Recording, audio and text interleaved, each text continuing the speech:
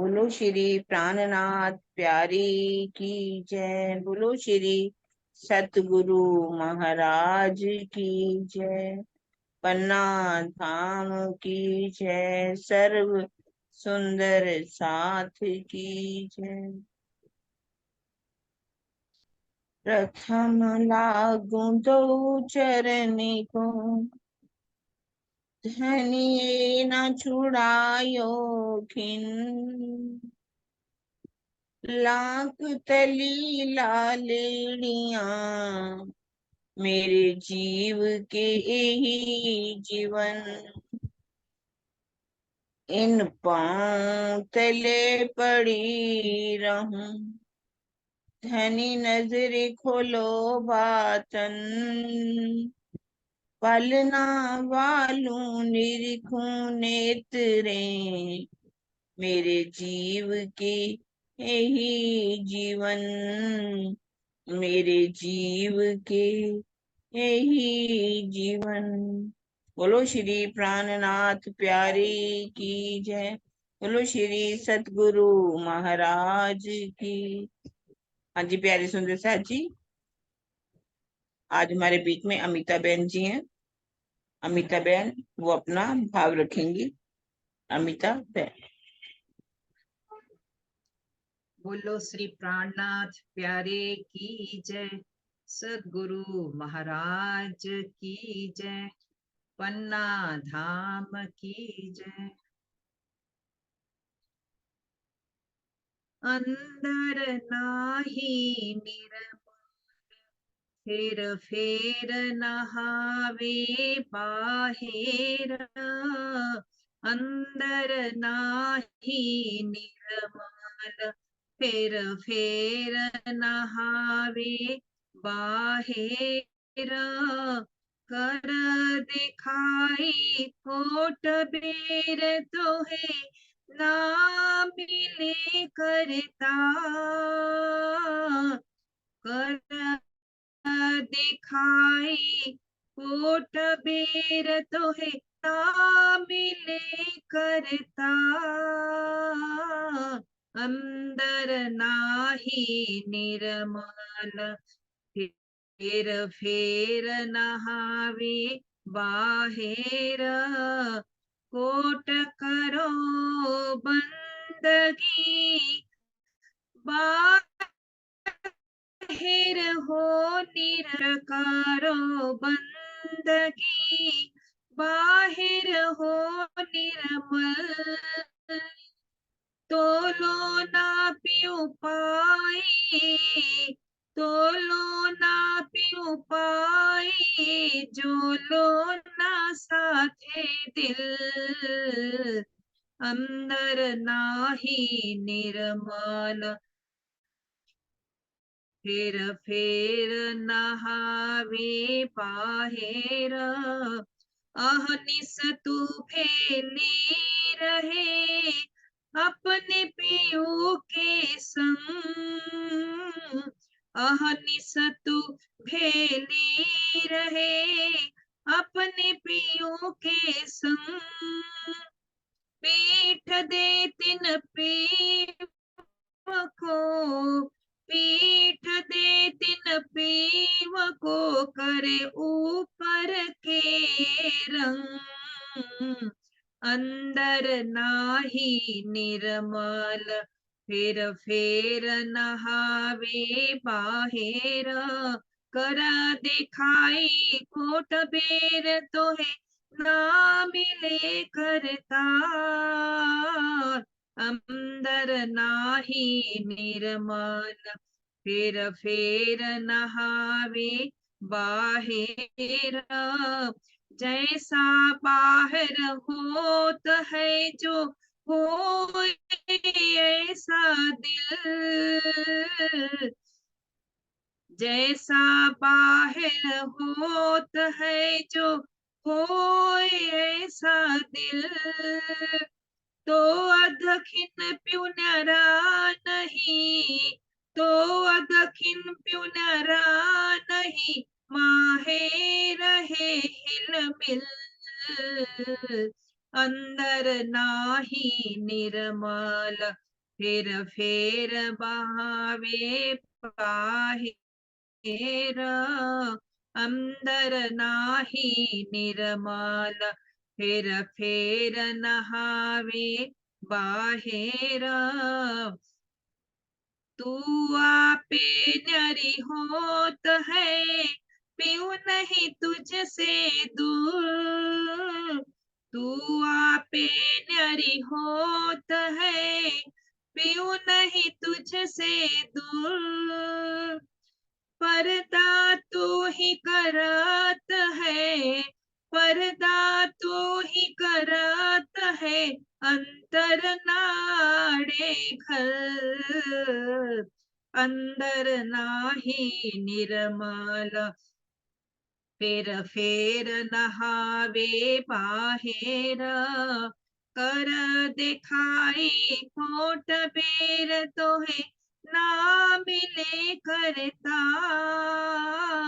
कर दिखाई खोट बेर तोहे, ना मिले करता।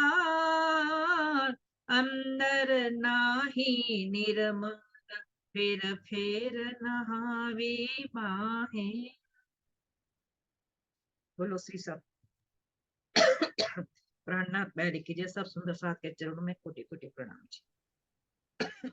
बहुत ही सुंदर भाव अमिता बहन जी। अंदर नाही निर्मल, फिर नहावे बाहर, कर दिखाई कोट बेर तोहे, ना मिल्यो करता है। मुझे बहुत अच्छा लगता है। जैसा बाहिर होता है, जो होवे ऐसा दिल, आदखिन पियो न्यारा नहीं, माहे रहे। जो भी है ये प्रकरण बहुत ही सुंदर। अब हम शुरू करते हैं अपना चिरंतन मीनू जी के द्वारा। हाँ जी, प्रणाम जी दीदी। शुरू करते हैं। सरोज दीदी, प्रकरण कौन सा था हमारा? 29 ठीक है, प्रकरण 29। चौपाई 11 है ना? ठीक है ना, 10 तक हो गई थी। हाँ जी, सुंदर सा जी। प्रकरण 11वीं हो गई थी, 11वीं भी हो गई थी। ठीक है। 12 से प्रकरण 29 चौपाई 12 यहाँ से शुरू हो रही है। कोई कहे अद्वैत के आड़े, सब द्वैते को विस्तार, छोड़ द्वैत आगे वचन, किने न कियो निर्धार। किसी का कहना है कि अद्वैत ब्रह्म की ओट में ही इस द्वैत यानी जगत प्लस जीव का विस्तार है। इस जगत के अंदर ब्रह्म की सत्ता का अनुभव कर। एक मिनट, घास ना करे जो अब बेचे घास खोलो। ठीक है, दोबारा से अर्थ पढ़ते हैं। सुंदर सा जी। किसी का कहना है कि अद्वैत ब्रह्म की ओट में ही इस द्वैत का विस्तार है। इस जगत के अंदर ब्रह्म की सत्ता का अनुभव करने वाले ज्ञानी जनों ने इसके परे विराजमान अखंड स्वरूप के विषय में कुछ कहा ही नहीं है। छोड़ द्वैत आगे वचन, किने न कियो निर्धार। अब और भावार्थ में बता रहे हैं कि अद्वैत ब्रह्म की ज्ञान शक्ति एवं क्रिया शक्ति से द्वैत मंडल का विस्तार होता है। उसका स्वाप्निक स्वरूप आदि नारायण के रूप में सृष्टि का संचालन होता है। उसका स्वाप्निक स्वरूप आदि नारायण के रूप में सृष्टि का संचालन होता है। अद्वैत की ओट में द्वैत के विस्तार का यही तात्पर्य है। अद्वैत की ओट में द्वैत का, ये अपन नक्शा खोलती हूँ, उसमें होएगा ज्ञान शक्ति और क्रिया शक्ति, जिसको इम्प्लीमेंट कहते हैं ना, जो कल चित्रा का नक्शा था। तो वो इससे क्लियर होती है ये वाली बात। ये है ना प्रैक्टिकल के रूप में, फिर रोधनी शक्ति के रूप में आ जाती है। तो इसीलिए इस बात को कहते हैं कि इस प्रकार शक्तियां हस्तांतरित होती है ना, ट्रांसफर होती है। तो फिर उसके बाद आदि नारायण का आदि नारायण होता है नीचे। तो इसी बात को क्लियर करने के लिए ये बात कही है, ये वाली। कि अद्वैत ब्रह्म की ज्ञान शक्ति प्लस क्रिया शक्ति से द्वैत मंडल का विस्तार होता है। फिर उसका स्वाप्निक स्वरूप आदि नारायण के रूप में सृष्टि का संचालक होता है। फिर ये इसी का मतलब यही है कि अद्वैत की ओट में द्वैत का विस्तार का यही तात्पर्य है। ठीक है ना किरण दीदी ये बात? हाँ जी, बिल्कुल ठीक है। ठीक है। भौम का सात कही वशिष्ठे तामे पांचवी केवल विदेही, छठी को शब्द ना निकसे तो सातवीं दृढ़ क्यों हुई। वेदांत के योग विशिष्ट नामक ग्रंथ में ये उनकी संख्या है, मतलब 119/5/15 कुछ होता होगा। 119 के 5वें अध्याय में 15वां चौपाई ऐसे कुछ होता होगा। तो श्लोक होगा ना? हाँ कुछ श्लोक ऐसा होगा होता ना? होगा। हाँ, हाँ 100 अध्याय होगा, वो प्रकरण होगा, ये चौपाई होगी। हाँ ऐसे होता होगा हम्म। कि में अध्यात्म की 7 भूमिकाओं का वर्णन किया गया है। भूम का 7 कही वशिष्ठे। अब हम कहते हैं कि देखो और ग्रंथ पढ़ने की जरूरत क्या, अब चौपाई आ रही है, तो यदि किसी ने पढ़ा ही नहीं होएगा तो क्या ही बता पाएंगे इस चौपाई का। पानी नहीं खुल पाएगी, खुलेगी नहीं ना। तो नहीं इसमें खुलेगी। लिखा है अध्यात्म की 7 भूमिकाओं का वर्णन किया गया है, जिसमें पांचवी केवल्य की अवस्था, जिसमें पांचवी केवल विदेही यानी कि विदेहावस्था है। वो कह रहे हैं कि जब छठी अवस्था को शब्दों से व्यक्त नहीं किया जा सकता तो भला 7वीं अवस्था के अनुभव को कैसे व्यक्त किया जा सकता है। छठी को शब्द ना निकसे तो 7वीं दृढ़ क्यों होए। अब भावार्थ में स्वामी जी क्लियर करेंगे कि 7 भूमिकाएं कौन कौन सी हैं, उसको क्लियर करें। क्योंकि ये लिखा हुआ है भौम का 7 कही वशिष्ठे, वेदांत के विशिष्ट योग में 7 कही हुई हैं भूमिकाएं। तो वो कौन कौन सी 7 हैं वो भावार्थ में इस प्रकार क्लियर है। तो पहली है शुभेच्छा, ये भूमिका है, यानी कि वैराग्य पूर्ण मोक्ष की कामना करना। इसको क्या कहते हैं? शुभेच्छा। वैराग हो जाता है और उससे मोक्ष की कामना की जाती है, उसको क्या कहते हैं? शुभेच्छा। दूसरी है विचारणा। विचारणा का मतलब होता है कि शास्त्रों का विचार पूर्वक अध्ययन किया जाए, उसको क्या देते हैं? विचारणा। ये भूमिका है। अब तीसरी है तनुमानसा, यानी कि शुभेच्छा तथा विचारणा द्वारा ध्यान का आश्रय लेने पर लौकिक सुखों की आसक्ति का त्याग। इसका भाव ये है कि वैराग्य भी हो गया और फिर विचार पूर्वक शास्त्रों का अध्ययन भी हो गया, फिर उसके बाद ध्यान करने बैठ जाना और फिर दुनिया के सुखों से मोह त्याग देना।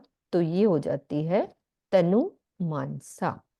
उसके बाद चौथी होती है सत्वापत्ति, यानी बुद्धि के पूर्णतया शुद्ध होने पर आत्म स्वरूप में स्थित होना। ये स्वामी जी भी कई बार चितवन में बात करते हैं ना कि बुद्धि जहाँ खत्म हो जाए, कि वो सोचना ही बंद हो जाए कि क्या ज्ञान है, क्या है, कुछ है, तो क्या हो जाता है कि वो आत्म स्वरूप में वो स्थिति होती है, वो स्थित हो जाती है। क्यों दीदी, ठीक ही कह रही हूँ ना?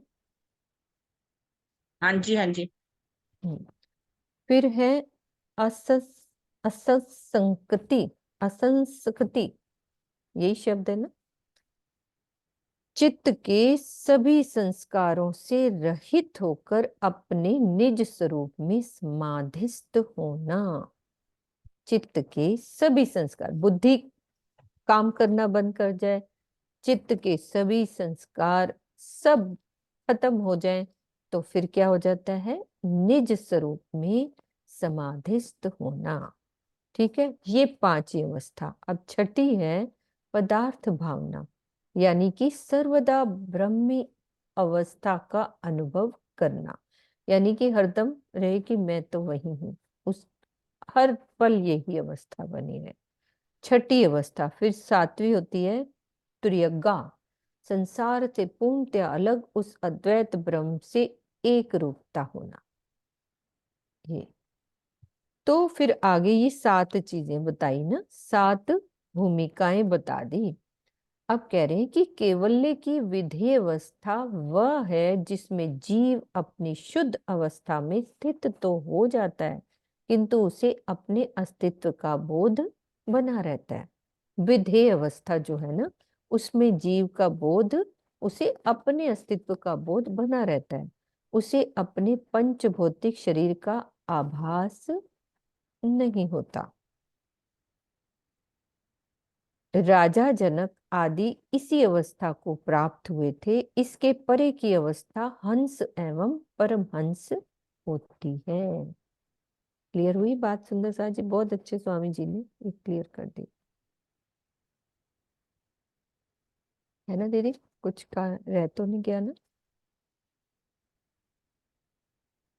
ठीक है, बिल्कुल स्वामी जी ने तो एकदम स्पष्ट, जैसे हम वैसे भी स्थूल सूक्ष्म कारण महाकारण करते ही है ना, तो लगभग वही अवस्थाएं इसमें भी गिनी जा सकती हैं। जीव हम्म जब अपनी शुद्ध अवस्था में आ जाता है तो केवल्य अवस्था में, लेकिन उसको फिर भी अपना बोध होता है कि मैं हूँ। हम्म लेकिन छठी अवस्था में मतलब प्रेम में, जब प्रेम में डूब जाता है तो वो अपने आप को ब्रह्मी अवस्था में भी पाता है। मतलब हम्म जैसे कि अ, मैं मतलब जैसे पर दो जो रहते हैं, हाँ सब अवस्था होती है, उसको कहते हैं, एक नहीं होते दोनों। लेकिन सातवीं अवस्था तो ऐसी अवस्था होती है जिसे परम धाम के अंदर पहुंचने पर उससे अपार ब्रह्म का जब पूरी तरह से साक्षात्कार हो जाता है, तो उस अद्वैत ब्रह्म से एक रूप हो जाते हैं, एक एकत्व की भावना आने लगती है। हम्म। तो ये अवस्था जो है तुरेगा कही जाती है, एक रूपता, ब्रह्म के साथ एक रूपता। वो कुछ फर्क ही छठी नहीं रह सकता। छठी बेहद वाली है, और हाँ, सातवीं जो है परम धाम वाली परम धाम वाली। है ना? कल यही स्वामी जी बता रहे थे कि हम जैसे कहते हैं ना, स्वामी जी चर्चा में कल बोल रहे थे कि हम कहते हैं सूरज और सूरज की किरणें, है ना? लेकिन उस किरण में भी, एक एक किरण में भी सूरज समाया हुआ है। यही तो हमें पता नहीं था कि उस किरण के अंदर भी सूरज है। फिर उन्होंने उदाहरण दिया था कि जैसे सर्दियों में ओस में ओस गिरी होती है ना बाग में, तो हर ओस के एक एक कण में वो सूरज दिखाई देता है। तो वो यदि अवस्था हो जाए ना कि मेरे अंदर ही राज्य हैं, तो वो वाली है एक रूपता वाली अवस्था, है ना दीदी? वही वाली जी, अवस्था। हम्म उस परम से एकदम एक रूप हो जाते हैं। हम्म, ये तो वो है हंस और परमहंस की ये अवस्था। जितने भी पांचवी तक राजा जनक विदेही अवस्था में कहा गया, इस शरीर से परे हो जाना, विदेही, पूरे शरीर से सभी अपनी गुण अंग इंद्रियों से अंतःकरण से बिल्कुल परे हो जाते हैं, हम्म वो विदेही अवस्था कहलाती है। तो राजा जनक क्या? जो कहना, हम्म तो इस हमारी वेदांत अवस्था कौन सी है? है। हमारी अवस्था कौन सी है? कुछ भी आप नहीं अभी, है। हम तो अभी देखा जाए तो शरीर से भी बाहर नहीं निकल पाते। नहीं हुए दीदी, नहीं से हुए। नहीं हुए। तो वो कहने का भाव यही कह रहे हैं, हमारे छठी अंदर तुम्हारा शब्द नहीं ऊपर निकलता की तो भावना तो सातवीं आ का। चुकी है, मोक्ष की भावना भी आ गई हमारे अंदर, हम शास्त्रों का हम्म ज्ञान भी ग्रहण कर लेते हैं। तो लौकिक इच्छा भी हमारी समाप्त हो गई, कोई इच्छा नहीं रही अब कि हम ये हम्म करें वो करें, वो भी हमारी समाप्त हो रही है। लेकिन अभी हम देखा जाए तो वो ब्राह्मी अवस्था नहीं प्राप्त कर रही, हमारा जीव जो है उनसे अलग नहीं हो पा रहा। हम्म। बिल्कुल। केवल अवस्था, केवल्य अवस्था भी प्राप्त करना कोई छोटी मोटी बात नहीं छोटी होती। बात छोटी थोड़ी मोटी नहीं बात है। नहीं है, केवल्य सही अवस्था जो बात है। प्राप्त करती है। तो उनको वो यही तो कह रहे हैं, छठी के लिए शब्द नहीं निकलता तो सातवीं की कैसे हाँ बात करोगे? हाँ, ये कैसी बात छठी, करोगे? यही तो हाँ बात है ना। ब्रह्मी हाँ सर्वदा ब्रह्मी अवस्था का, ये इसके लिए ही शब्द नहीं है, तो ये हम्म तुरियागा अवस्था के बारे में तुम कैसे बात करोगे? हम्म अब क्लियर हो गई ना पूरी चौपाई? तो पार वचन कहे कौन दूजा, सर्व ज्ञान को सब सूझे। ए संशय भानो आत्म के, जो पर आत्म बूझे। पार वचन कहे कौन दूजा। वो कह रहे हे संत जनों, भला आपके सिवाय निराकार के परे का ज्ञान कौन दे सकता है। मतलब इतना उनको प्रेम से कह रहे कि आपके सिवाय कौन दे सकता है। आप तो सर्वदा ब्रह्म को जानकर सर्वज्ञ हो गए हो, आपको तो सब कुछ मालूम है। तो क्या कह रहे हैं कि आपसे निवेदन है कि आप मेरे संशयों को मिटाइए, ताकि मेरी आत्मा अपने मूल स्वरूप परात्म की पहचान कर सके। परमहंस बिन कौन कहे, जिन तजे हैं तीन शरीर। कहे श्री महामित महादिशा धनी की। महादिशा है, कहे श्री महामत महादिशा धनी की। कोई कर देओ जुदे खीर नीर। श्री महामती जी क्या कह रहे हैं कि हे संत जनों, आपने स्थूल सूक्ष्म तथा कारण शरीर का परित्याग करके महाकारण अवस्था में ब्रह्म का साक्षात्कार किया है और ब्रह्म रूपता प्राप्त की है। भला आप परमहंसों के बिना मेरे संशयों को और दूसरा कैसे मिटा सकता है। मेरी यही इच्छा है कि आप में से कोई भी दूध और पानी अर्थात माया और ब्रह्म, ब्रह्म और माया की स्पष्ट पहचान कराकर अक्षरातीत का पूर्ण बोध कराए।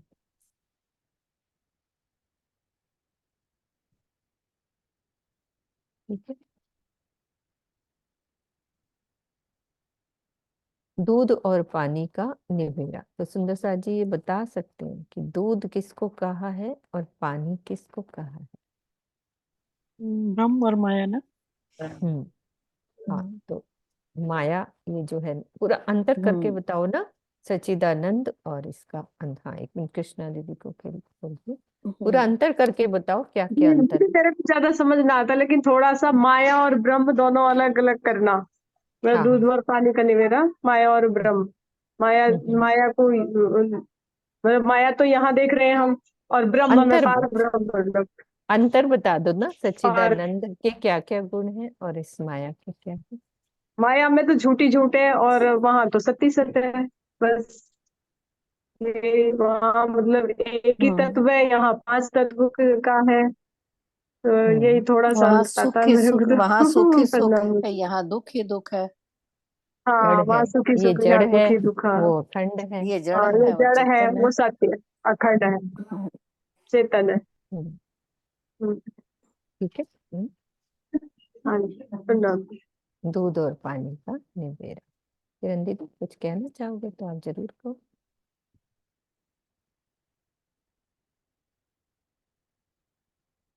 हाँ, कान म्यूट है, करो, म्यूट है आपका। कोई बात नहीं, अभी कुछ कहना नहीं चाह रही।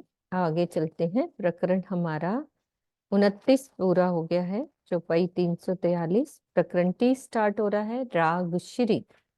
इस प्रकरण में माया मोह तथा अहंकार की विशेष विवेचना की गई है।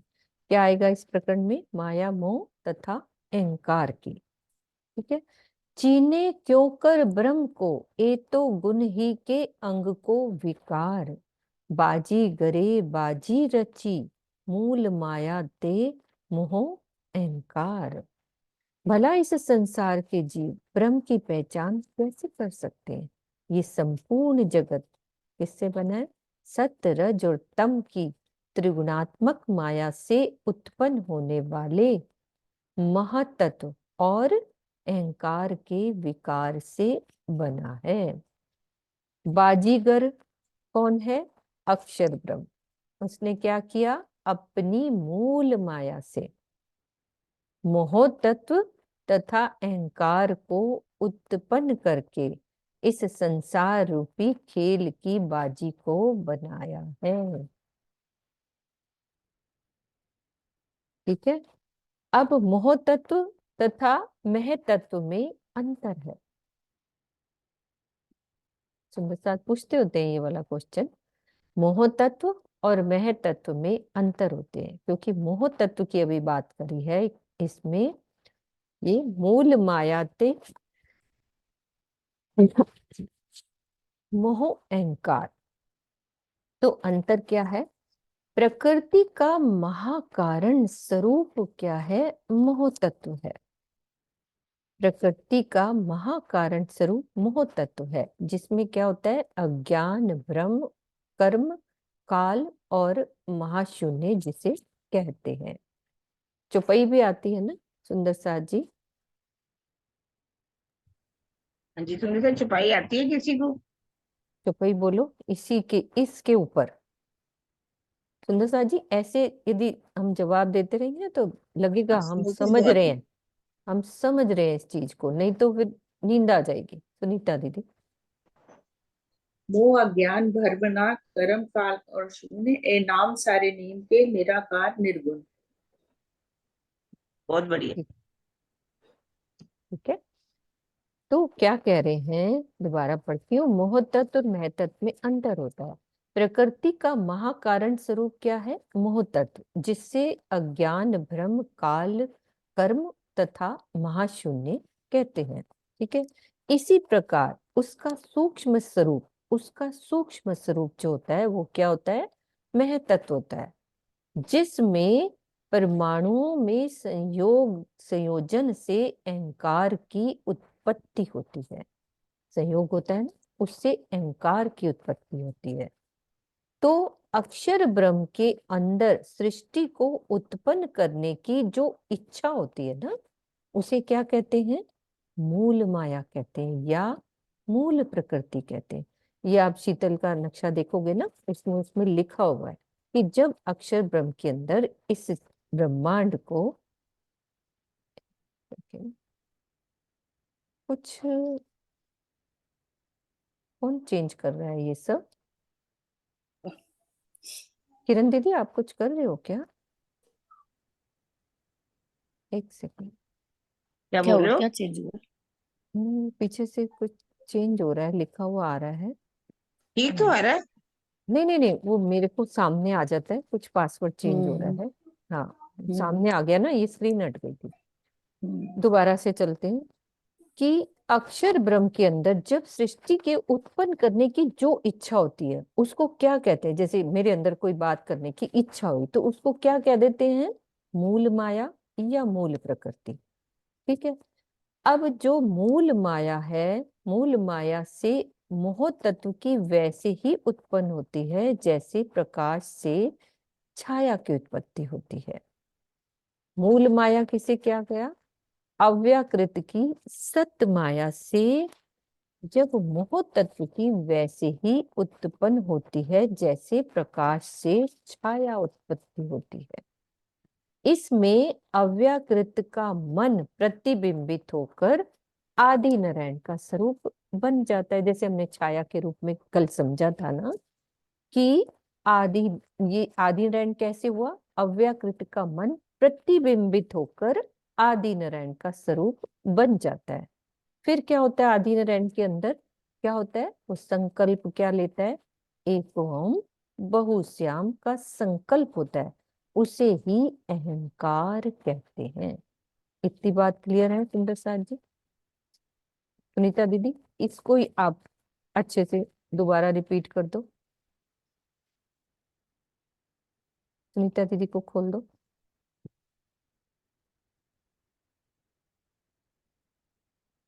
क्योंकि बार बार यही बात रिपीट हो रही है।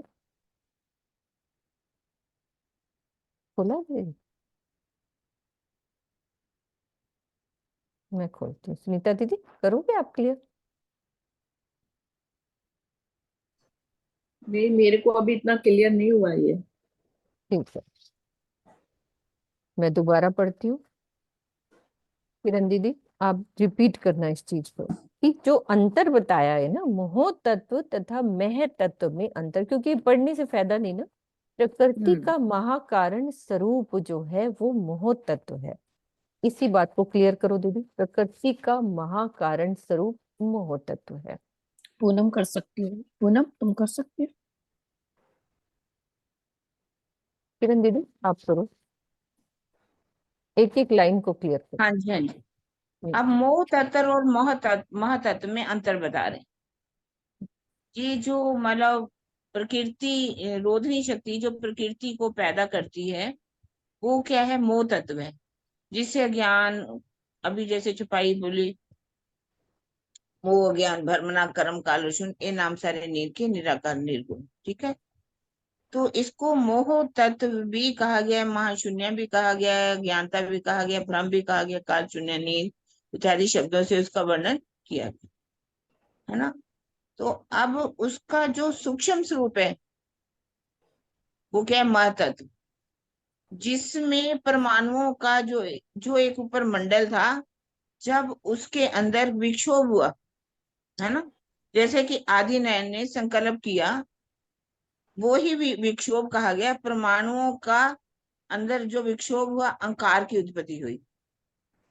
परमाणुओं हम्म, के में संयोजन से, जो विकृति से किसकी उत्पत्ति हुई? अहंकार की उत्पत्ति हुई, है ना। अक्षर, अब अहंकार बता रहे हैं, अक्षर ब्रह्म के अंदर जो सृष्टि बनाने की इच्छा है, जो इच्छा है उसे मूल प्रकृति भी कहा गया, मूल माया भी कहा गया। ये कहाँ है? अव्यकृत के अंदर, अव्यकृत की सात माया के अंदर। मोह तत्व वैसे ही उत्पन्न होते हैं जैसे कि प्रकाश से छाया, प्रकाश हो तो छाया भी होगी, है ना। है वो प्रकाश, क्या कहा गया? अव्यकृत की जो सत माया है, वो किसको पैदा करती है? मोह तत्व को पैदा कर देती है। जैसे प्रकाश है, प्रकाश से छाया की उत्पत्ति हो गई, और इसी के अंदर ही आदि नारायण का जो अव्यकृत का मन जो है, क्या बन जाता है? आदि नारायण का स्वरूप बन जाता है। वो कहता है एको अहम बहु श्याम। अब उसे अहंकार कहते हैं। अहंकार दो प्रकार का कहा गया है। आगे आगे बताइए। चलते हैं। इतनी बात क्लियर है?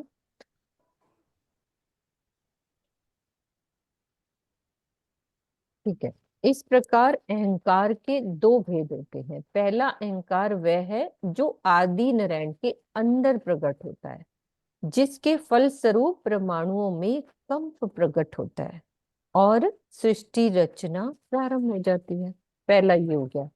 इसी मोह तत्व के परमाणुओं में स्थूलता आने से मह तत्व की रचना होती है।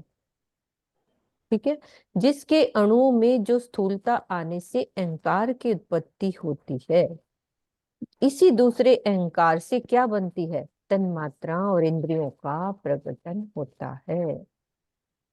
पहले स्थूल बना ना, फिर उसके अंदर ये सारे शरीर की क्या बन गई? अधिनियम के अंदर जो तन्मात्रा। इच्छा पैदा हुई, एको हम बहु श्याम, वो भी अहंकार है। हम्म, अब जब परमाणुओं में स्थूलता आई, महातत्व की रचना हुई, तो उसमें भी अहंकार की उत्पत्ति पहले होती। हम्म, अहंकार के बाद तन मात्राएं, इंद्रियों, पांच तत्व, ये सब की उत्पत्ति हो, तीनों गुणों की उत्पत्ति हो जाती है। हम्म, तीन गुण तो पहले ही बनते, तीन गुणों से ही तो ये बनती है ना। हाँ। 10 इंद्रियां, 11वां मन, पांच तन मात्राएं, पांच तत्व, हम्म, तो ये सब तमोगुण से, सारे। सतोगुण से। हम्म, और ठीक है ये समझ। पहले अहंकार बनता है, फिर तन मात्राएं इत्यादि बनती हैं। उस वो अहंकार दूसरे प्रकार का है। दो प्रकार के अहंकार की बात बताई गई। हम्म, पहला तो दीदी आदि नारायण के अंदर प्रकट हाँ, होता है, जिससे हाँ, वो सोचता है उस, क्योंकि ऊपर से आ रहा है ना, ये चीज पूरी स्थानांतरित हो रही है। आदि हाँ, नारायण के अंदर प्रकट हुई ना वो अहंकार की, मैं ही मैं हूँ, सोचता है ना। वो सोचता है मैं ही सब कुछ हूँ। तो उनके अंदर वो परमाणुओं का कंप, जिससे सृष्टि रचना प्रारंभ होती है। फिर क्या होता है कि उसके अंदर ये स्थूलता आने से ये महर तत्व की रचना हो जाती है। फिर उसके बाद ही तो दीदी उस जैसे स्थूल शरीर बना ना। महातत्व का मतलब ही है मन, चित्त, मन, बुद्धि, अहंकार की उत्पत्ति होना, हम्म, तन मात्राओं की उत्पत्ति होना, पांच तत्वों का उत्पत्ति हो जाना। हम्म, ठीक है। मतलब और पहले तो मोह तत्व है वो पहले सूक्ष्म रूप में है ना, जब हाँ, वो स्थूलता में आएगा तभी हम्म, फिर वो दूसरे तरह का अहंकार होएगा ना। फिर उसके अंदर तन्मात्राएं आ जाएंगी, सब हाँ। इंद्रियों का प्रकटन हो जाएगा, तो ये दूसरा अहंकार हो गया अभी, है ना। सीमा दीदी और इजी तरीके से समझाती है, तो बताओ दीदी सीमा। इसको ही जो मोह तत्व है, तो इसको ही ब्लैक होल बोलते हैं। हाँ, अच्छा, इसमें ही सब समा जाते हैं ना मैडम जी? परमाणुओं का जो मंडल है ना, उसी में स्थूलता आई तो महातत्व की उत्पत्ति हुई है ना। उसी से ही अहंकार पैदा हुआ, तन मात्राएं हुई, 10 इंद्रियां बनी, 11वां मन बना, 5 तन मात्राएं बनी और 5 तत्वों की उत्पत्ति हो गई। ये दूसरा अहंकार हो गया। अब सीमा दीदी आप बताओ, शॉर्ट में क्लियर करके मोह तत्व और प्रणाम जी। महत्व। प्रणाम जी। मैंने थोड़ा सा जो लिखा है वो पढ़ देती हूँ फिर से। बिल्कुल, मैं ये हटाती हूँ, 1 मिनट। चित्रा आप 2 मिनट में आप बोल के तब चले जाना, ठीक है। ऐसा महेश्वर तंत्र में वर्णित है कि सुमंगला शक्ति अव्यकृत पुरुष को सृष्टि रचना के लिए मोह या संकल्प में डालकर विवश कर देती है। तो इसी बात को अक्षर क्लियर शब्द- करो, आप हाँ, लिखे हुए को, इसको हाँ क्लियर करो। मैं ये पहले बोल रही हूँ, फिर उसको उसी से हम मिक्स कर लेंगे, ठीक है ना। ऐसा महेश्वर तंत्र में भी वर्णित है कि सुमंगला शक्ति, जो कि हमने अव्यकृत के कल भी देखा था, अव्यकृत भी जो है सुमंगला शक्ति रहती है, वो पुरुष को सृष्टि रचना के लिए मोह में डाल देती है या संकल्प में डालकर विवश कर देती है। तो अक्षर का जो मन है वो आदि नारायण के रूप में मोह सागर में प्रकट होता है। यानी कि वही वैसे है ना कि जैसे प्रकाश छाया पड़ती है, मतलब उसका प्रतिबिंबित स्वरूप है वो, जो उसका व्यक्त स्वरूप, ठीक है। वह स्वप्न में खुद को आदि नारायण के रूप में देखता है, यानी कि छाया के रूप में खुद को, प्रकाश जो है वो छाया में प्रतिबिंबित हो जाता है। स्वयं को अकेला देखता है तो एको अहम बहुश्याम बोलता है, ऐसा वेदों में वर्णित है। और कुरान में कहते हैं कुन, यानी कि हो जा, यानी मेरे जैसे और हो जाएं, और इस प्रकार वो सृष्टि की रचना करता है। तो महेश्वर तंत्र भी यही कहता है कि सभी जीवों की उत्पत्ति जो है आदि नारायण से होती है, यानी कि उन्होंने कहा एको अहम बहुश्याम। और जैसे ही आदि नारायण को अपने मूल का बोध होगा, यानी कि उसको पता चलेगा मैं सपने में हूं, और वो ओरिजिनलिटी यानी अक्षर ब्रह्म जो जागृत हो जाएंगे, तो उसकी जैसे ही नींद टूटेगी, ये संपूर्ण ब्रह्मांड का लय निश्चित है और महाप्रलय हो जाएगी, और सभी जीव जितने में भी उनकी प्रतिभास चेतना है, ये सभी अपने कारण रूप में आदि नारायण में जाकर लय हो जाएंगे।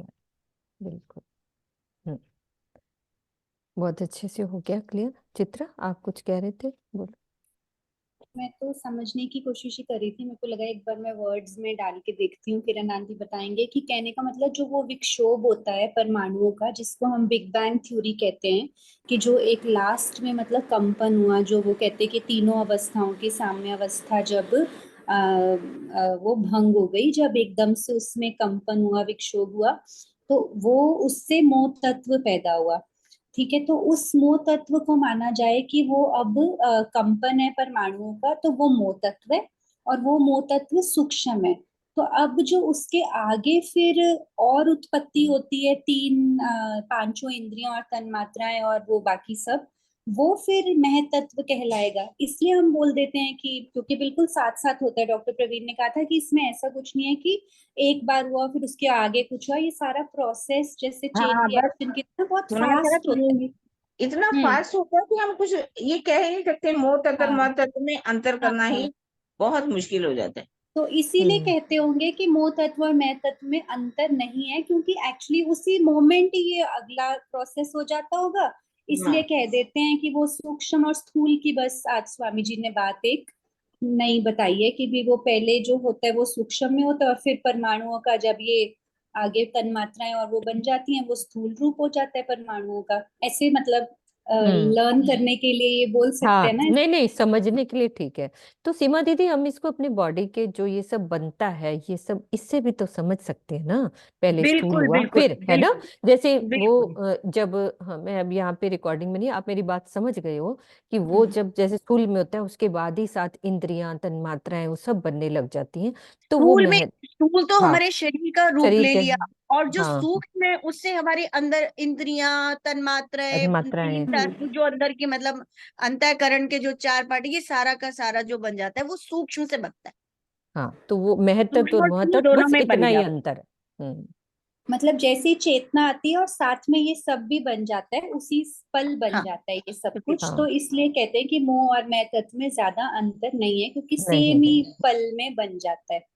हाँ इसको तो ऐसे बस भी तो वो समझ सकते हैं ना सुंदर साथ जी, जैसे आदि नारायण की भी तो चेतना है ना, उसके अंदर भी उसका भी वो 3 तत्वों से बना है, उसके भी गुण है, 3 गुण है, 5 तत्व है, तन्मात्रा है, अहंकार। वैसे ही सेम टू सेम जो उसने कहा, जैसा मैं हूं वैसे और हो जाए, एको अहम बहुश्याम, मेरे जैसे और बन जाए, तो उसने उनके अंदर भी सारे यही यही यही यही गुण प्रकट होते डाल चले दिए। गए। सीमा, मतलब जो आदि नारायण है ना, वो उसके अंदर 5 तत्व 3 गुण, वो ऐसा शरीर नहीं है जब नहीं हाँ, है, एको वो हम बहु ऐसा नहीं है, नहीं हाँ, है, वो अलग है। वो वो अलग टोटल है। सिस्टम है, उसको नहीं हम कह सकते। एक बार ऐसी मेरी बात हुई थी और प्रोफेसर जी भी बैठे हुए थे, सब जने बैठे थे, कहते नहीं नहीं नहीं, आदि नारायण का कोई ऐसा स्वरूप नहीं है कि आपको उसको ऑब्जर्व करो कि वो पांच पांच तत्व तो बने ही नहीं थे, 3 गुण बने ही नहीं थे, तन मात्राएं बनी नहीं थी जब उन्होंने एको हम बहुश्याम का कल्पना की, इसलिए उसको नहीं हम कह सकते। ठीक है ना, ये बाद में जैसे ही उन्होंने एको हम बहुश्याम किया, तभी ऐसे ही महातत्व की उत्पत्ति होगी और उससे अहंकार की उत्पत्ति होगी, और अहंकार से तन मात्राएं, और तन मात्राओं से आगे 5 तत्व, 10 इंद्रियां, गुण, सब की उत्पत्ति हुई। हम्म, ठीक है, क्लियर है। क्लियर हो गया। देखो कितनी बार ये, यदि ये नई नक्शा थोड़ा समझा होता तो ये चुपैयां बिल्कुल ही नहीं समझ में आनी थी, थोड़ी बहुत भी ये जो समझ में आ रही है। सामने से जाको, हाँ, जाको पेड़ प्रतिबिंब प्रकृति, 5 तत्व ही को आकार। जाको पेड़ प्रतिबिंब प्रकृति, 5 तत्व ही को आकार। माही खेले निर्गुण व्यापक, लिए मोह माया मोह अहंकार। इस जगत का उपादान कारण ये प्रकृति है, जो मूल प्रकृति या मूल माया का प्रतिबिंब है। यह ब्रह्मांड 5 तत्वों का बना हुआ है। इस जगत में सर्वत्र सत्य चित्त और आनंद गुणों से रहित रहित है। यह निर्गुणी माया व्यापक है, अर्थात यह ब्रह्मांड ही इस निर्गुणी माया से बना हुआ है। इस जगत में माया मोह तथा अहंकार के वशीभूत हुआ जीव विभिन्न लोकों तथा योनियों में खेला करता है, तो योनियों में भटकता रहता है, वही वाली बात। तो पहली चौपाई की व्याख्या में जो हमने पहली ऊपर वाली पढ़ी थी ना, उसमें क्या था, प्रकाश से छाया के उत्पन्न होने की जो बात कही गई थी ऊपर वाली चौपाई में, सबको याद होएगा, भी करी थी, वो अव्याकृत की सत माया से प्रतिबिंब रूप में प्रकट होने वाली काल माया है ना। अव्याकृत के से ही तो प्रतिबिंबित होकर ये क्या बना, ये काल माया बनी। उस जिस प्रकार उदाहरण दे रहे हैं कि दर्पण में प्रतिबिंब दिखाई तो देता है, किंतु बिंब का प्रत्यक्ष अस्तित्व नहीं होता। जो हमारे अंदर दिख रहा होता है ना सामने दर्पण में, वो कोई, हम उसको छू थोड़ी ना सकते, वो हमारे जैसा थोड़ी ना होता है। जिस प्रकार दर्पण में प्रतिबिंब दिखाई तो देता है, किंतु बिंब का प्रत्यक्ष अस्तित्व, उसका अपना अस्तित्व नहीं होता, उसी प्रकार नूरमयी स्वरूप वाले जो अव्याकृत की प्रकृति है ना, वो नूरमयी है। लेकिन जो ये काल माया है, उसका प्रतिबिंब स्वप्न रूपी दर्पण में जो ये काल माया है ना, जो ये बनी है, जिसको मोह तत्व व मोह माया महामाया कहते हैं, वो क्या होगा, वो स्वप्न रूपी दर्पण में काल माया के रूप में होगा, उसका प्रतिबिंब, जो क्या करेगा, शब्द स्पर्श रूप रस तथा गंध से रहित है। क्लियर हुई ये वाली बात? दोबारा पढ़ो। बहुत आसान है ये वैसे। आसान, वही जो ऊपर वाली बात है उसको रिपीट किया है, उसी बात को, कि छाया क्या होती है, छाया को और क्लियर कर दिया। जो प्रकाश से छाया उत्पन्न होने की जो बात कही गई है ना, वो क्या है, अव्याकृत की सत माया से प्रतिबिंब रूप में प्रकट होने वाली ये काल माया है। अब वो क्या होती है, उन्होंने फिर उदाहरण दे दिया कि जिस प्रकार दर्पण में जो प्रतिबिंब दिखाई तो देता है जैसे हमारा, वो क्या होता है, वो किंतु जो वो बिंब का प्रत्यक्ष अस्तित्व नहीं होता, हमारे जैसा थोड़ी ना होता है, वो तो उसकी छाया हो गई ना, छाया नहीं मतलब वो बिंब है। उसी प्रकार नूरमयी स्वरूप वाले अव्याकृत की प्रकृति तो नूरमयी है, जैसे मैं यहाँ बैठी हूँ तो मेरा तो अलग ही नूरमयी है ना, किंतु जो शीशे में दिखेगा उसका प्रतिबिंब स्वप्न रूपी दर्पण में काल माया के रूप में होगा, जो शब्द स्पर्श रूप रस तथा गंध से रहित है। ठीक है। लोक 14 दसों देश सब नाटक स्वांग संसार, आवे नैन श्रवण मन वचन ए सब माया मोह अहंकार।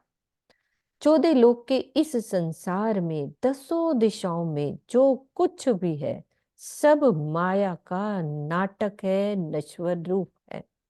और आंखों से भी कुछ भी जो दिखाई देता है, कानों से जो कुछ भी सुना जाता है, मन से जो कुछ भी मनन में आता है, तथा शब्दों से जो कुछ भी कहा जाता है, वो सब क्या है, माया है, मोह है और अहंकार का ही रूप है।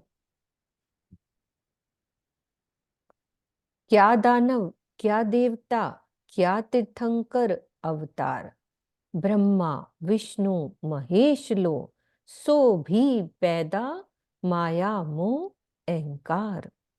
चाहे कोई देवता हो, चाहे कोई दानव हो, चाहे तीर्थंकर हो या अवतार हो, सभी क्या है, माया मोह और अहंकार से ही पैदा हुए हैं। यहाँ तक कि सृष्टि का कर्णधार ब्रह्मा विष्णु और महेश यानी कि शिव का भी यही हाल है, सब उसी से पैदा हुए।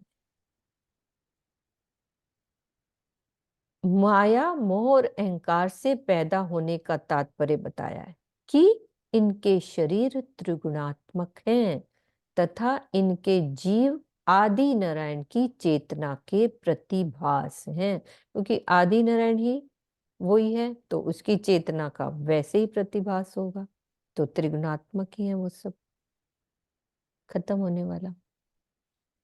अब क्या कह रही कि अब औरन की मैं क्या कहूं, जो बड़कों का ये हाल, जल जैसे तरंग जैसे उठे माया मोह अहंकार। ऊपर की चौपाई से लिंक है पूरा। जब सृष्टि की इन महान विभूतियां, कौन, ब्रह्मा विष्णु और शिव तथा तीर्थंकर की ये स्थिति है, तो अन्य संसारिक प्राणियों के विषयों में महामती जी कह रही उनकी मैं क्या कहूं, जब उन्हीं की ये स्थिति है कि वो भी मोह माया से बने हैं इतनी महान विभूतियां, तो इन प्राणियों के विषय में मैं क्या कहूं। फिर वो कह रहे कि जिस प्रकार जल से तरंगे उठा करती हैं, उसी प्रकार माया मोह अहंकार रूपी जल से ब्रह्मांडों और प्राणियों का प्रकटन होता है। क्या कहते, एक पल में ऐसे करोड़ों ब्रह्मांड बन के मिट जाते। ब्रह्मांडों बोल दिया, ऐसे हमें तो अभी एक ब्रह्मांड दिख रहा है। जो बंद बांधे बाप ने, बेटे चले जाए तिन लार, जीव उलझे जाली छल की, ए सब माया मोह अहंकार। इस महान विभूतियों ने, वही पूरी लिंक है कि जो नियम बनाए हैं संसार के लोग उनका ही अनुसरण करते हैं। इस प्रकार जीव छल की जाली में उलझे रहते हैं, क्योंकि ये संपूर्ण ब्रह्मांड ही माया मोह और अहंकार से बना हुआ है। दयो हरे मसीत अपासरे, सब लगे माहे रोजगार, बाहिर दिखावे बंदगी, माहे माया मोह अहंकार। अब क्या कह रहे हैं कि जो मंदिर मस्जिद और अपासरे, इस अपासरे का मीनिंग है जैन संतों के स्थान। मंदिर मस्जिद और जैन संतों के स्थान में क्या है, व्यवसायिकता आ गई है, सब लगे माहे रोजगार। इन स्थानों में जाकर लोग क्या करते हैं, ऊपर से तो बंदगी का दिखावा करते हैं, किंतु अंदर क्या होता है, माही माया मोह अहंकार, माया और में अहंकार मोह के जाल में फंसे रहते हैं। जुदे जुदे भेख दर्शनी अनेक इष्ट आचार, धरे नाम धनी के जुदे जुदे, पैंडे चले माया मोह अहंकार। क्योंकि इस प्रकरण का पूरा स्वामी जी ने हेडिंग ये दे दिया था कि इस पूरे प्रकरण में क्या है, माया मोह और अहंकार की ही बात कही गई है। तो हर बात वही होगी कि इस संसार में अध्यात्म के लोग पर नाम पर क्या करते हैं, लोग अलग अलग वेशभूषा रख लेते हैं और अलग अलग दार्शनिक सिद्धांत भी बना लेते हैं। परमात्मा के रूप भी अलग अलग मानने लग जाते हैं और कर्मकांड भी अलग अलग होने लग जाते हैं इनके। तो इन लोगों ने क्या किया है, परमात्मा के अलग अलग नामों की कल्पना ही कर ली है। तो इस प्रकार कितने ही नाना प्रकार के मत पंथ माया मोह अहंकार के अंदर ही चला करते हैं ये सब। खोज खोज खट शास्त्र हुए अनेक वचन विस्तार, कर्म उपासना ज्ञान की बानी थकी माहे माया मोह अहंकार। उस सच्चिदानंद ब्रह्म की खोज में क्या हुए, 6 शास्त्र बना दिए। कौन से, सांख्य योग वेदांत न्याय मीमांसा और वैशेषिक, ये 6 शास्त्र बना दिए। और इसके साथ ही ज्ञान कर्म तथा उपासना के मर्म को समझने हेतु अनेक धर्म ग्रंथों का लेखन हुआ। किंतु इन ग्रंथों में क्या है, लोगों को माया और मोह और अहंकार के पार नहीं ले जा सकता, इसी में सब फंसे रहते। शब्द सुने एक दूजे के, शब्द सुने, सुने नहीं, शब्द सुने एक दूजे के, फेर फेर करे विचार, किव कर नाम धरे अपने, सब मगन माया मोह अहंकार। ये सांप्रदायिक लोग एक दूसरे के ज्ञान की बातों को सुनकर उस पर बार बार विचार भी करते हैं। फिर क्या करते हैं, फिर से अपने उस ज्ञान को कविता और ग्रंथ के रूप में अपने नाम से प्रकाशित कर देते हैं। इस प्रकार ये सब माया मोह अहंकार में ही मग्न रहते हैं। तो भावार्थ में कह रहे हैं स्वामी जी कि यद्यपि ग्रंथों का लेखन कार्य बुरा नहीं है, किंतु पर ब्रह्म को जाने बिना मिथ्या सिद्धांतों का ग्रंथ लिखकर प्रसारित करना अवश्य ही माया में मग्न होना है। ए बानी कथे सब अगम, माहे गुज शब्द है पार, सो ए कैसे कर समझ ही, मोहरे माया मोह अहंकार।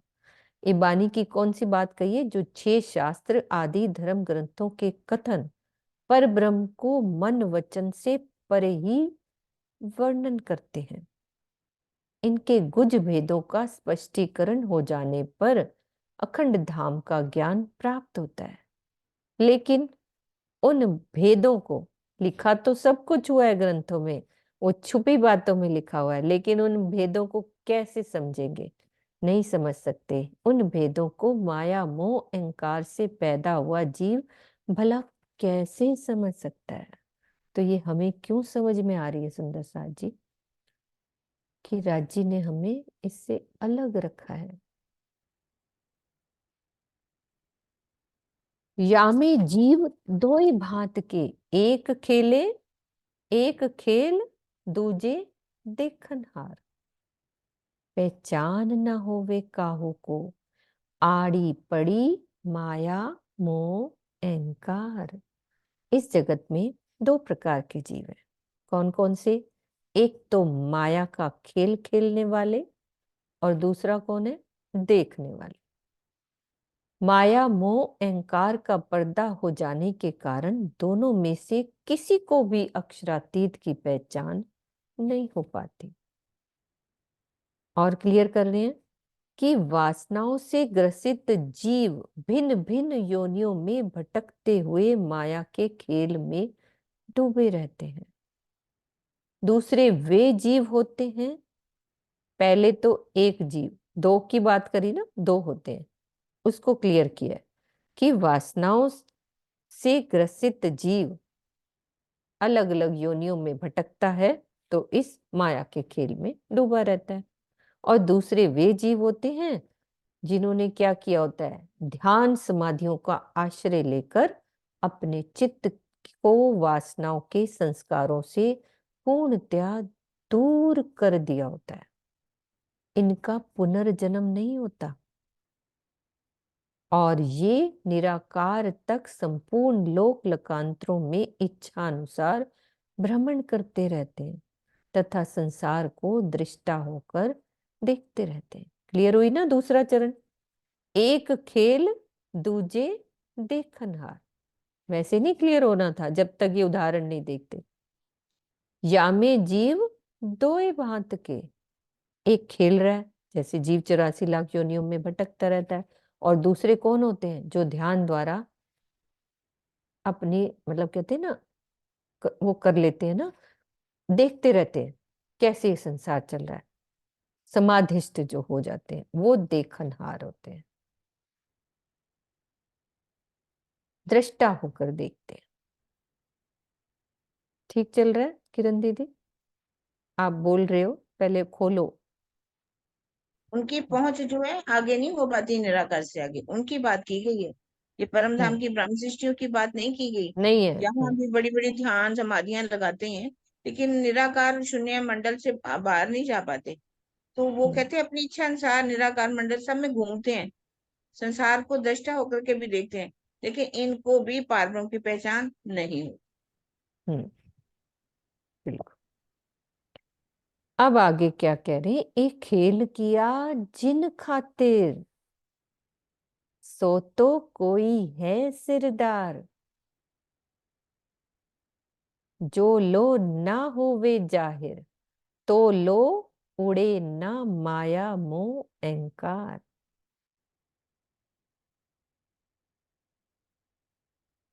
कितनी प्यारी बात। माया का ये खेल जिन ब्रह्म सृष्टियों को दिखाने के लिए बनाया है वे सर्वश्रेष्ठ महिमा वाली प्रमुख आत्माएं हैं। सो तो कोई है सिरदार, जब तक वे जाहिर ना हो जाएं, जो लो ना हो वे जाहिर, तब तक माया मोह और अहंकार का पर्दा नहीं हट सकता। यद्यपि परमधाम की वायदत में सामान्य या विशिष्ट नाम की कोई वस्तु नहीं है, लेकिन यहाँ पर होने वाली लीला में इस काल में विशेष भूमिका निभा रही है ना ये ब्रह्म सृष्टियां, उनके संबंध में ये बात कही गई है। वहां नहीं है कोई, वहां तो सभी एक है वायदत में, लेकिन यहाँ तो ब्रह्म सृष्टियों की एक विशिष्ट भूमिका है, उसके लिए ही ये खेल बना है। जब वो जाहिर हो जाएंगी तब माया मोह और अहंकार का पर्दा हट जाएगा।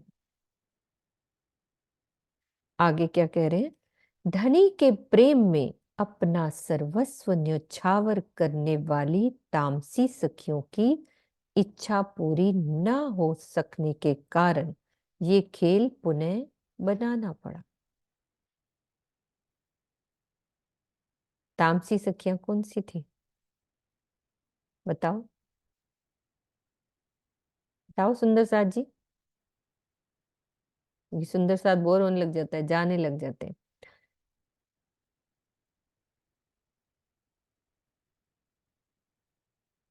किरंतन पढ़ रहे हैं सुंदर साथ जी, ऐसे जाने से काम नहीं चलेगा। हाँ जी प्रणाम जी स्वर्णा सुंदर दीदी। साथ जी, तामसी प्रेम सर। प्रणाम जी। हाँ कोई भी बोलो। बोलो कौन बोल रहा हो? आप बोल दो, कोई बात।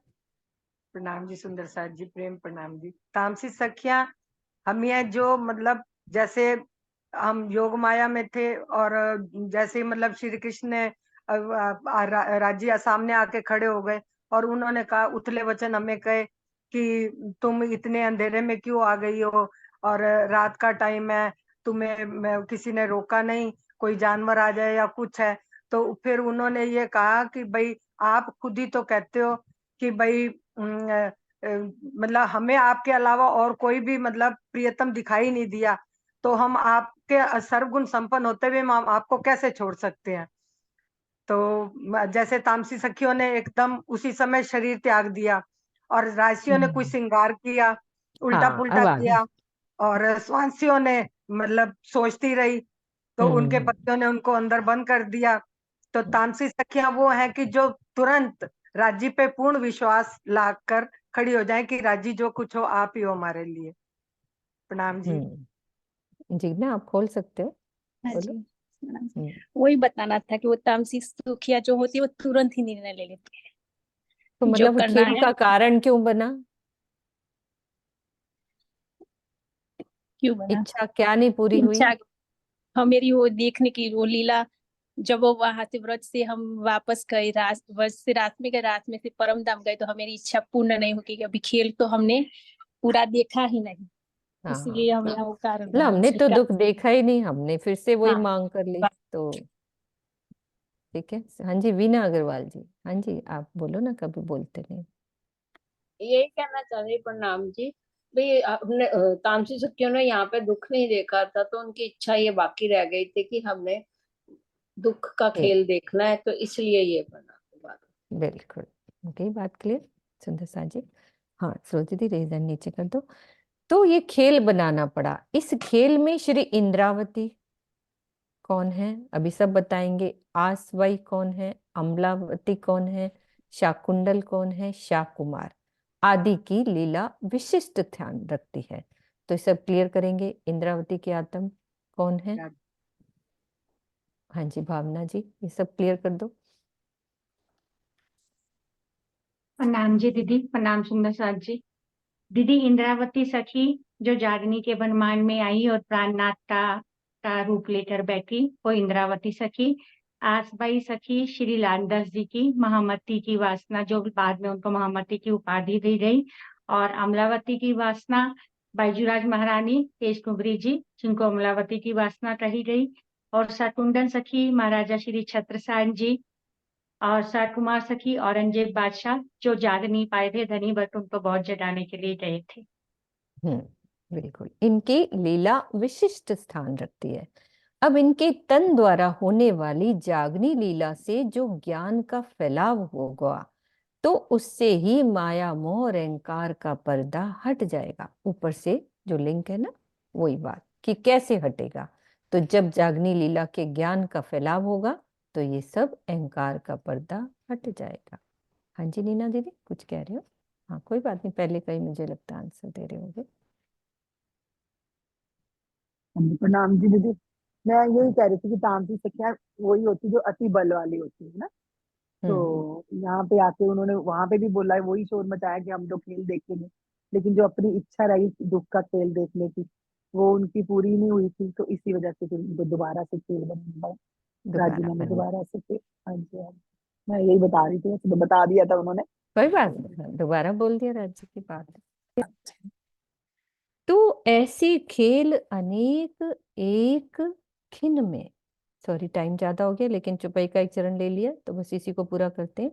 ऐसे खेल अनेक एक खिन में करे अज्ञाए करतार, सो करतार ठोर क्यों पाइए, जो लो उड़े ना माया मोह अहंकार।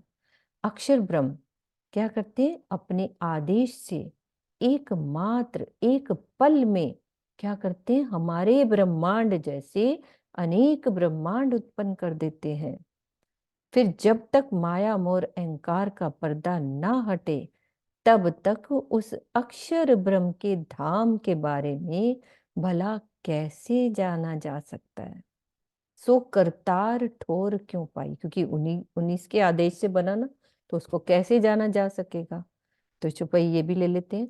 श्री महामत होसी सब जाहिर, मिले अक्षरातीत भरतार, विराट होसी नेचल, उड़ियो माया मोह अहंकार। श्री महामती जी क्या कह रहे हैं कि अब हमें कौन मिल गया है, मेरे प्राण वल्लभ, मेरे अक्षरातीत मिल गए हैं। इसलिए अब क्षर से लेकर परम धाम तक का संपूर्ण ज्ञान जाहिर हो जाएगा। विराट हो सीने चल, जिससे क्या होगा, माया मोह और अहंकार का ये पर्दा हट जाएगा। और क्या होगा, सभी प्राणियों सहित ये सारा ब्रह्मांड ही अखंड हो जाएगा। ठीक है ना। ये माया मोह अहंकार इस प्रकरण का पूरा हेडिंग था कि किसको कहा और हटेगा कैसे, उसका वो भी बता दिया कि ये अहंकार और माया और मोह का अहंकार ये कब हटेगा। ठीक है, अब चौपाई दोहरा लेते हैं हम। श्री महामत होसी सब जाहिर, मिले अक्षरातीत भरतार। विराट होसी निहचल, उड़ियो माया मोह अहंकार। उड़ियो माया मोह अहंकार। बोलो श्री प्राणनाथ प्यारे की जय, सतगुरु महाराज की जय, पन्ना धाम की जय। प्रणाम जी, सब सुंदर साथ को प्रणाम जी।